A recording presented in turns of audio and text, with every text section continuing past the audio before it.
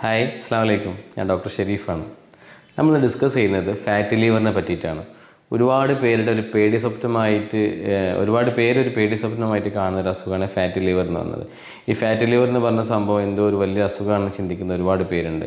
നമുക്ക് സ്വന്തമായിട്ട് തന്നെ സിമ്പിളായിട്ട് ട്രീറ്റ് ചെയ്യാൻ പറ്റുന്ന ഒരു അവസ്ഥയാണ്, ഒരു അസുഖമായിട്ടാണ് നമ്മൾ ഫാറ്റി ലിവറിനെ കാണേണ്ടതുള്ളൂ. ഫാറ്റി ലിവറിൽ നമ്മൾ പറയുന്ന കാര്യം വെച്ചാൽ, നമ്മൾ നോർമലി അറിയുന്ന കാര്യം വെച്ചാൽ, നമ്മൾ ഈ ശരീരത്തിലൊരു ഇമ്പോർട്ടൻ്റ് അവയവമാണ് എന്ത് പറയുന്നത്, ഈ ലിവർ എന്ന് പറഞ്ഞത്. നമ്മുടെ ശരീരത്തിൽ ഈ ഒരുപാട് ഉപാപചയ പ്രവർത്തനങ്ങളെല്ലാം നടക്കുന്നത്, എല്ലാത്തിൻ്റെയും മെറ്റബോളൈസ് ചെയ്യുന്ന ഒരു സ്ഥലം എന്ന് പറഞ്ഞത് ലിവറാണ്.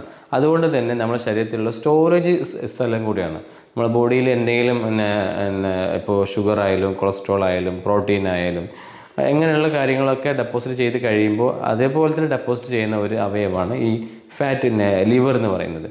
അപ്പോൾ ഇങ്ങനെ നമ്മുടെ ശരീരത്തിൽ ഓവറായിട്ട് ഫാറ്റ് ഉണ്ടാക്കി കഴിഞ്ഞാൽ അതിനെ ലിവറിൽ ഡെപ്പോസിറ്റ് ചെയ്യുന്ന ഒരു അവസ്ഥയാണ് നമ്മൾ എന്ത് പറയുന്നത്, ഫാറ്റി ലിവർ എന്ന് പറയുന്നത്.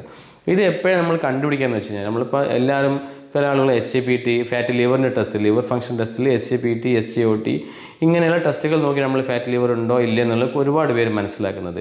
ഒരിക്കലും അങ്ങനെ ചെയ്യേണ്ട ഒരു ആവശ്യമില്ല. കാരണം എന്താണെന്ന് വെച്ച് കഴിഞ്ഞാൽ, നമ്മൾ പറ്റുന്നുണ്ടെങ്കിൽ നമ്മൾ USG അൾട്രാസോണോഗ്രാം നമുക്ക് ചെയ്യാൻ പറ്റും.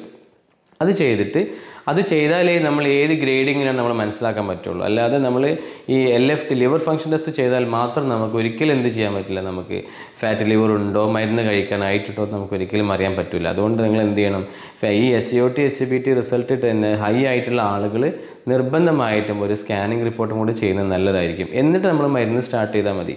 അതല്ലാതെ റിസൾട്ട് മാത്രം നോക്കി നമ്മൾ എന്ത് ചെയ്യേണ്ട ആവശ്യമില്ല, നമ്മൾ ടെസ്റ്റ് ചെയ്യേണ്ട മരുന്ന് കഴിക്കേണ്ട ഒരു ആവശ്യമില്ല.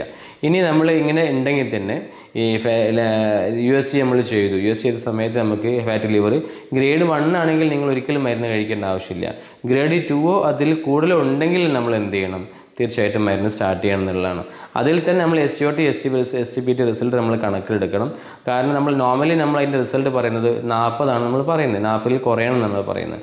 അതിൽ നമ്മളൊരു 100 അല്ലെങ്കിൽ 120 കൂടുതലുണ്ടെങ്കിൽ മാത്രം, നോർമൽ വാല്യൂവിൻ്റെ 3 ഇരട്ടിയിൽ കൂടുതലുണ്ടെങ്കിൽ മാത്രം നമ്മൾ മരുന്ന് സ്റ്റാർട്ട് ചെയ്താൽ മതി. അല്ലെങ്കിൽ നമുക്ക് ഫുഡ് കൺട്രോളും അതേപോലെ തന്നെ ഡയറ്റും അതേപോലെ തന്നെ എക്സസൈസും കാര്യങ്ങളൊക്കെ ചെയ്താൽ തന്നെ നമുക്ക് എന്ത് ചെയ്യാൻ പറ്റും, ഒരു പരിധി വരെ നമുക്ക് എന്ത് ചെയ്യണം, ഇത് മാനേജ് ചെയ്യാൻ പറ്റും എന്നുള്ളത്. അതല്ലാതെ നമ്മൾ വെറുതെ മരുന്ന് കഴിച്ച് അതിൻ്റെ പിന്നാലെ നടക്കേണ്ട ഒരു ആവശ്യമില്ല.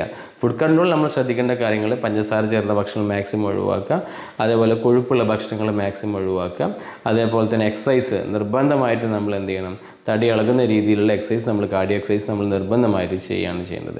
ഇത് നമ്മൾ ചെയ്താൽ തന്നെ നമ്മുടെ ശരീരത്തിലെ ഒരുപാട് ഫാറ്റ്, നമ്മൾ ശരീരം നന്നായിട്ട് വേർക്കുന്ന രീതിയിലുള്ള ജോലി ചെയ്ത് കഴിഞ്ഞാൽ നമ്മൾ ബോഡിയിലുള്ള ഫാറ്റ് ഉപയോഗിക്കുകയാണ് ചെയ്യുന്നത്. ഷുഗർ, കൊളസ്ട്രോൾ, ഫാറ്റ്, ഇത് മൂന്നും അതേപോലെ പ്രോട്ടീൻ നമ്മൾ ഉപയോഗിക്കുകയാണ് ചെയ്യുന്നത്.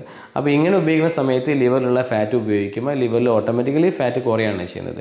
അപ്പോൾ നമുക്ക് 1 മാസം 2 മാസം ചെയ്ത് നമ്മൾ ടെസ്റ്റ് റിപ്പീറ്റ് ചെയ്യുന്ന സമയത്ത് തീർച്ചയായിട്ടും നമുക്ക് അത് കുറഞ്ഞായിട്ട് കാണാൻ പറ്റും. അല്ലാതെ നമ്മൾ ഏർലി സ്റ്റേജിൽ നമുക്ക് മരുന്ന് കഴിക്കേണ്ട ഒരു ആവശ്യമില്ല എന്നുള്ളതാണ്. പിന്നെ എന്താണെന്ന് വെച്ച് കഴിഞ്ഞാൽ, അതേപോലെ തന്നെ ഗ്രേഡ് 3 ഒക്കെ വന്നു കഴിഞ്ഞാൽ ചിലപ്പോൾ സിറോസിസ് സ്റ്റേജിലോട്ട് പോകാൻ നല്ല ചാൻസ് ഉണ്ട്. അതുകൊണ്ട് വളരെ സിമ്പിളാക്കി എടുത്തിട്ട് നമ്മൾ മരുന്ന് കഴിക്കാതിരിക്കാനും പാടില്ല. അത് നമ്മൾ വളരെ ഇമ്പോർട്ടൻ്റ് ആയിട്ട് ശ്രദ്ധിക്കേണ്ട ഒരു കാര്യമാണ്. ഒരുപാട് പേര് സിമ്പിളാക്കിയിട്ട് അതേപോലെ തന്നെ പിന്നെ ലാസ്റ്റ് സ്റ്റേജിൽ സിറോസിസ് അങ്ങനെയുള്ള സ്റ്റേജിലോട്ട് പോകാറുണ്ട്.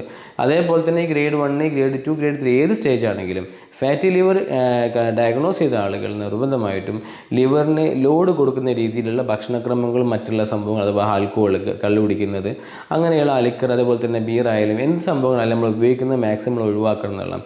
അതുപോലെ ഫാറ്റി ഫുഡുകൾ, അതേപോലെ തന്നെ ഫാസ്റ്റ് ഫുഡുകളൊക്കെ മാക്സിമം നമ്മൾ ഒഴിവാക്കണം. ചെറിയ ചെറിയ എക്സസൈസുകൾ മെല്ലെ സ്റ്റാർട്ട് ചെയ്ത് പിന്നെ അത് ഹൈ ആവുന്ന രീതിയിൽ ഒരു ഡെയിലി 1 മണിക്കൂർ 1.5 മണിക്കൂർ നടക്കുന്ന രീതിയിൽ, അല്ലെങ്കിൽ ജിമ്മിൽ പോകാൻ പറ്റുന്ന അങ്ങനത്തെ ഉള്ള ആളുകളൊക്കെ നമ്മൾ ചെയ്യാം. ഈ ഡയറ്റിൻ്റെ കൂടെ നമ്മൾ ഇതും കൂടെ ചെയ്താൽ മാത്രമേ നമുക്കിതെല്ലാം കൺട്രോൾ ചെയ്യാൻ പറ്റുള്ളൂ. പിന്നെ നമ്മൾ പ്രോപ്പറായിട്ട് നമ്മൾ എന്ത് ചെയ്യുക, ടെസ്റ്റ് കാര്യങ്ങൾ ചെയ്ത് നോർമലാണെന്ന് ഉറപ്പ് വരുത്തുക. ഫാറ്റ് ലിവറിൻ്റെ കാര്യത്തിൽ നമ്മൾ ഇത്ര കാര്യങ്ങൾ ശ്രദ്ധിച്ചാൽ മാത്രം മതി. അതൊരു വലിയ സംഭവമാക്കി കൊണ്ടെടുക്കേണ്ട ആവശ്യമില്ല. Thank you. അസ്സലാമു അലൈക്കും.